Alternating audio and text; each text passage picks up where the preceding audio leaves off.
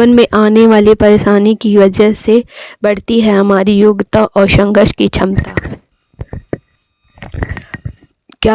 दोस्तों, क्या आपने कभी किसी ऐसी छोटी सी घटना को प्रेरित हैं जिससे आपकी ज़िंदगी बदल दी हो? आज मैं आपके साथ एक ऐसी कहानी साझा करना चाहता हूँ जो शायद आपको भी सोचने में मजबूर कर देगी। तो कहानी है, एक किसान की फसल बारिश और ठंड की वजह से बार बार खराब हो रही थी। उसने भगवान से प्रार्थना की, अब से मौसम की ज़रूरत के हिसाब से चलना चाहिए। भगवान ने तथास्तु कहा। एक प्रचलित कथा के अनुसार पुराने समय में एक किसान की फसल बार बार खराब हो रही थी। कभी तेज़ बारिश की वजह से तो कभी तेज़ धूप की वजह से, कभी ठंड की वजह से तो कभी फसल पनप नहीं पा रही थी। एक दिन उसने दुखी होकर किसान भगवान पर नाराज हो गया। वह भगवान को लगातार कोस रहा था। तभी वहाँ भगवान प्रकट हुए। किसान ने भगवान से कहा कि भगवान, आपको खेती की बिल्कुल भी जानकारी नहीं है। आपकी गलत समय पर बारिश कर देते हो, कभी भी तेज़ धूप और ठंड बढ़ा देते हो। इससे हर बार मेरी फसल खराब हो जाती है।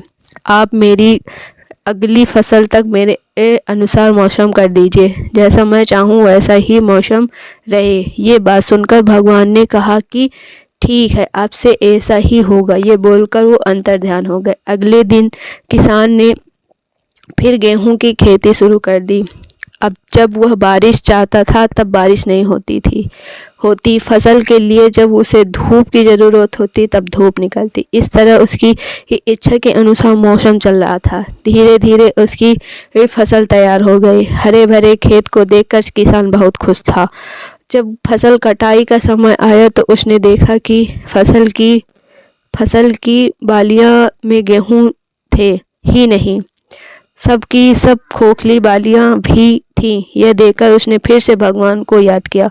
भगवान प्रकट हुए तो उसकी वजह पूछी। भगवान ने कहा, तुम्हारी फसल में बिल्कुल ही संघर्ष नहीं किया है, इसी वजह से ये खोखली हो गई है। जब फसलें तेज बारिश में, तेज हवा में खुद को बचाव रखने का संघर्ष करती हैं, तेज धूप से लड़ती हैं, तभी उसमें दाने बनने की प्रक्रिया शुरू होती है।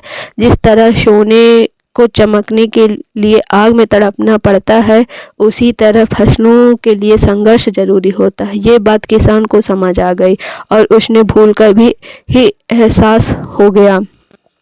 तो दोस्तों, कहानी की सीख है, इस कथा की सीख यह है कि जब हमारे जीवन में बाधाएं आती हैं तब हमारी प्रतिभा में निखार नहीं आता। बाधाएं भी हमें साहसी बनाती हैं। परेशानी की वजह से हमारा सही विकास नहीं हो पाता। तो दोस्तों, कहानी पसंद आई हो तो लाइक, कमेंट और शेयर ज़रूर करें। मिलते हैं एक नई कहानी के साथ।